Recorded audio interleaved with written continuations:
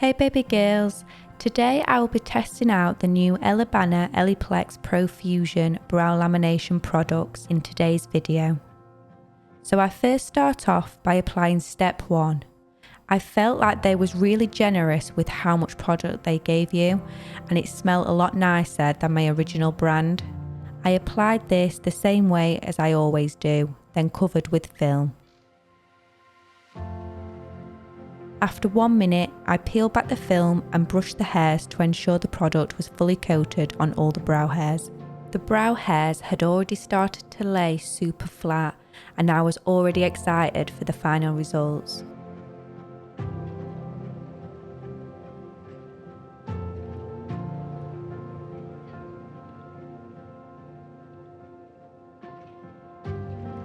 I left the first product on for 5 minutes, then removed with my applicator.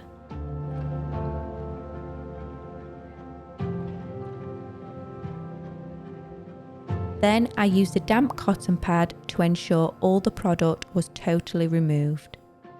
I couldn't believe how well every hair had laid and not a sigh of over-processing. The brows were now ready for step 2. So I mixed step 2 sachet in a dapping dish with a very small amount of Elleplex Regen Next Gen. This is to stop over-processing and also to recondition the brow hairs. I applied this all over the hairs. Again, I felt like there was a lot of product to work with, which is quite unusual in brow lamination sachets.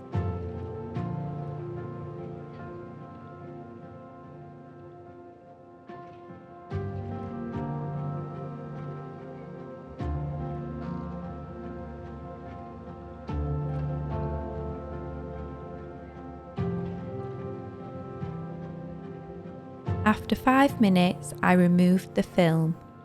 This was my first ever time using this product for brow lamination, and the timings that Elleebana recommended couldn't have been more precise.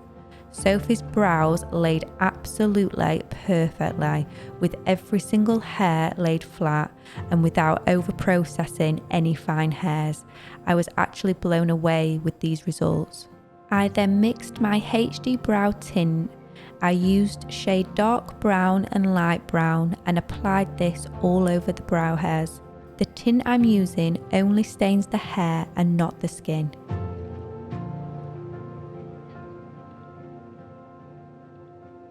I then remove using a damp cotton pad. Before I wax after I have laminated people's brows, I always like to use a barrier. This is so I don't graze anybody's skin, as the skin can become a lot more sensitive after lamination. So all I use is a layer of oil and a layer of powder.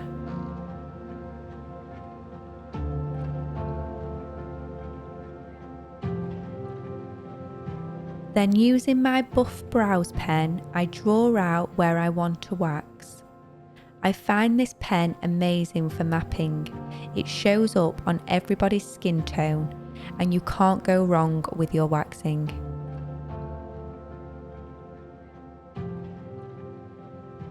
Then I use my Star Pill wax. The one I'm using today is Star Soft, which is formulated for highly sensitive skin types. My waxing spatula is actually a lip wand, and honestly I find this is the best spatula for waxing. I wax around the whole of the brows, doing a section at a time until the brows are all waxed.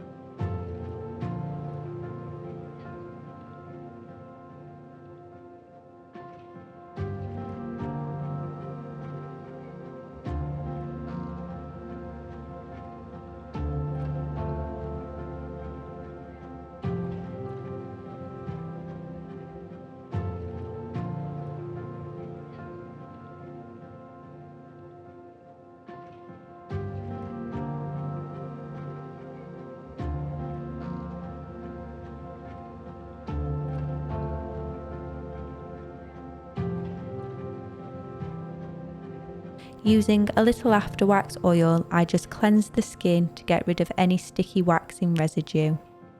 Then I like to go in with my thread and remove any hairs that I have missed with the wax. This also allows me to go a lot lower on the eyelid. I like to soothe the whole brow area using an after wax lotion.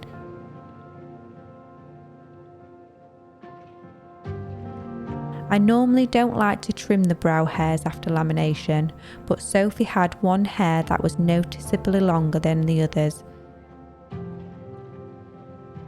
I always like to finish off the brows using my HD Brows highlighter. This allows me to see if any hairs sit out of the line, and also makes the overall look more polished.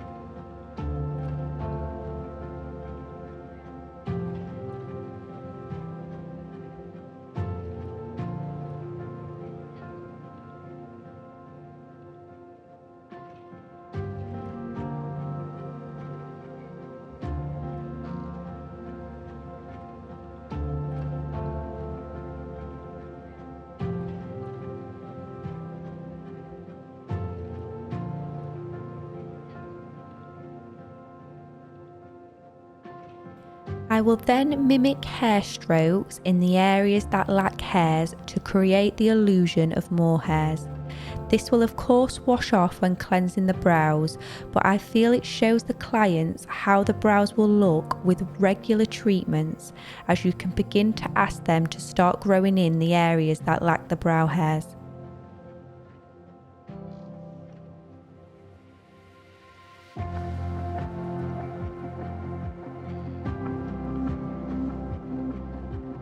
So this is a reminder what Sophie's brows looked like before we started.